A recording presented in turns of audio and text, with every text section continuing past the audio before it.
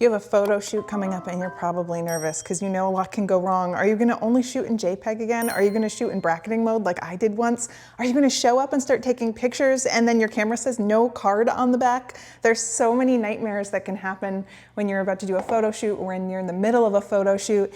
And I'm gonna walk you through some of the most common mistakes that people make and how to fix them, including settings, gear that you may be forgetting, and even methodologies that you might have to get used to have successful photo shoots. But if you're worried about photo shoots and your photos, you're probably also worried about protecting your gear and your photos, and Professional Photographers of America can make that happen. Not only do they have educational content and workshops, but they also have photo care, where they'll insure up to $15,000 worth of your gear, and they also have an indemnification trust, where if you lose your photos or there's some sort of problem with your photo shoot, they'll help cover the expenses to recover that. So you can get 25% off your PPA membership in the description down below. There's a link, and check it out. I think you're gonna really like it. My first tip is to check your gear. That might seem obvious, but it can still go wrong. Check your gear the day before, because if something goes wrong, you want time to rent something, borrow something, buy something so that you can replace it or fix it. And I like to get everything laid out and make sure I have a number of things. First of all, you want to make sure everything is charged. You don't want to get out there with half a battery. Have an extra memory card. Make sure they're in your camera and formatted in your camera, and then make sure you have a backup in your bag or your car. Make sure your flashes are fully charged, and have an extra lens and some extra gear. And a lot of people even carry an entire backup body, because there are times when your body fails or something goes wrong. You might even have sensor dust or something that's ruining your shot, so make sure you check all of that out. And it's good to get it done beforehand, have everything laid out. And if you feel like you're a person who's forgetful, it's okay to have a checklist on your phone and go through it each time you do a shoot to make sure that you don't forget anything. You might also find that you have special needs for yourself for when you're doing a shoot. I always have a snack, because I can't think straight if I'm hungry, so I know that's needed sometimes. So figure out what you need, get used to double checking your gear, and make a checklist so you don't forget.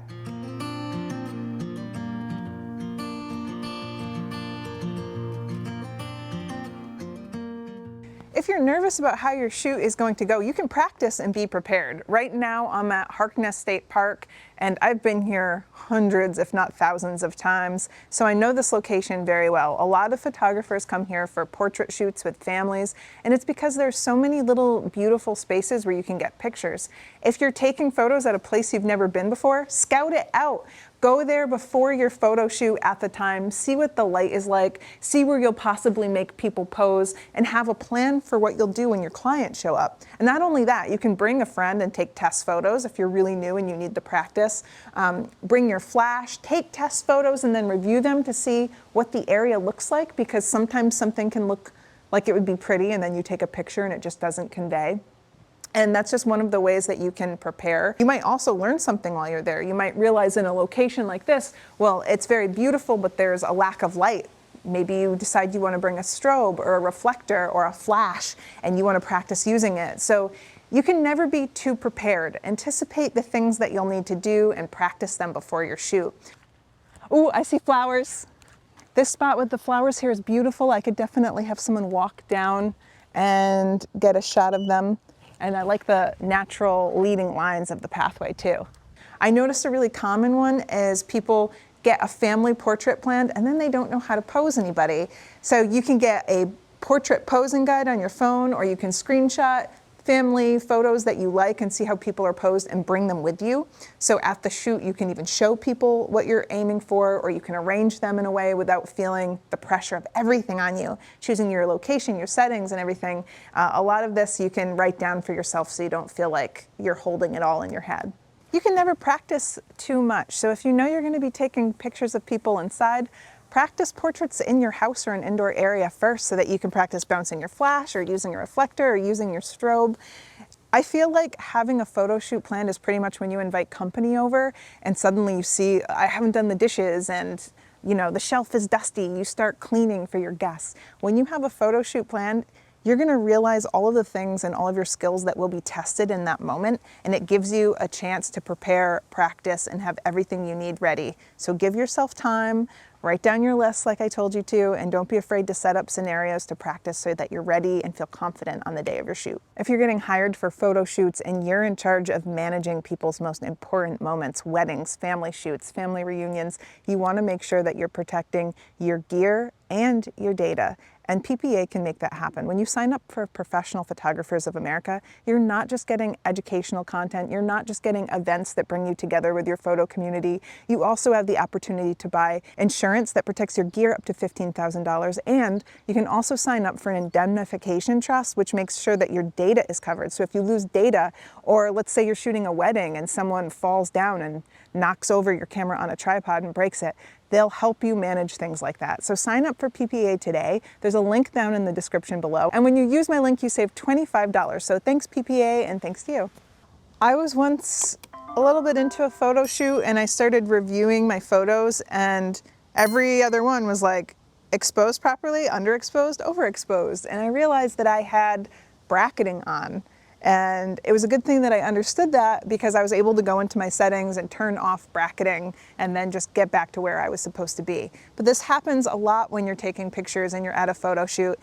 Some settings are bound to get messed up, especially if you're shooting multiple different things. I'll often go from wildlife to portraits, and then I'm trying to shoot portraits at 1/2000th of a second. So I recommend that you check all of your settings before your shoot.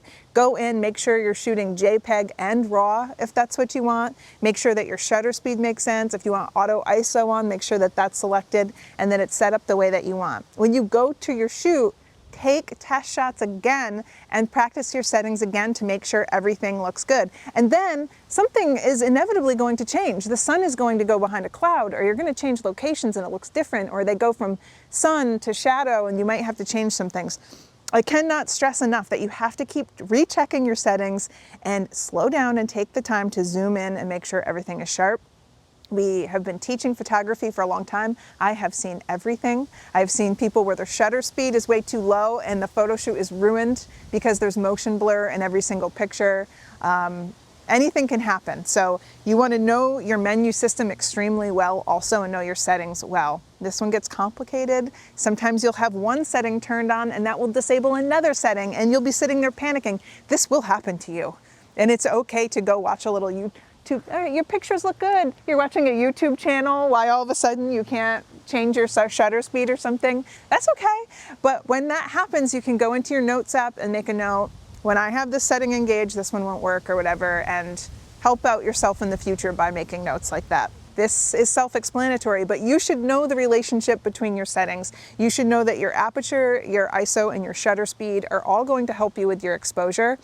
And I've seen where people get a beautiful lens like this where it's f1.4 and they're doing a group photo shoot and they're wondering why one person's in focus but every other person is out of focus, because they don't understand that when your aperture is f1.4, you're going to have a shallow depth of field. So you have the sliver that's going to be in focus in your photos. You're going to want to open that up and make sure you have enough depth of field for everybody. This is not when you want to learn on the fly. This is when you're practicing beforehand. This is when you're doing things like reading my photography book that's going to tell you the relationship between your shutter speed, your ISO, your aperture, and all of your other settings. So make sure that you understand your settings and your camera's menu system well, so that you don't get the panic sweats at a photo shoot, which I've done. You're looking, you're like, what have I done? What's going wrong? And how do I fix it? You don't want that moment. My last tip is slow down. It's stressful, it's overwhelming. You might feel like you have to rush to look like you know what you're doing, but it's okay to take your time. Remember to stop, check your photos, make sure that everything looks good, it's in focus, it's the way that you want it to look, and take time to zoom in. It's even okay if you want to bring your laptop and load some pictures at the time. You can do it to make sure that when you zoom in, everything looks right. It's okay to have your clients wait a few minutes so you can make sure you got the shot. You'd rather discover you messed everything up midway through the shoot and have time to correct it than get home on your computer and discover it's unsalvageable and you have to write that horrible email to your client that you need a reshoot. So take your time, take a deep breath, and you're gonna find that the last 5 to 10 minutes of your shoot, you're gonna feel like everyone's relaxed. You have everything dialed in. You've got your safe shots that you need. I like to use this last few minutes to experiment and say, let's try something weird, let's try something fun, like everybody jump, or let's lay down. You can use this time when everyone's loose to do something different and maybe get a better shot than you anticipated. So have fun and enjoy yourself. Your clients will too, and your photos will be better because of it. And if you really want to feel safe, check out my sponsor, Professional Photographers of America. You can do everything right and something could still go wrong. And that's where they have you covered. You can get gear insurance where they'll cover your gear up to $15,000, and also that data loss insurance. So if you have to write that dreaded email that something went wrong and you lost your client's photos, they have the indemnification trust that will help give you the reassurance that you can make things right without losing too much. So thank you PPA for your services, for sponsoring this video. If you want to check them out, hit the link in the description down below and you can save $25 by signing up today.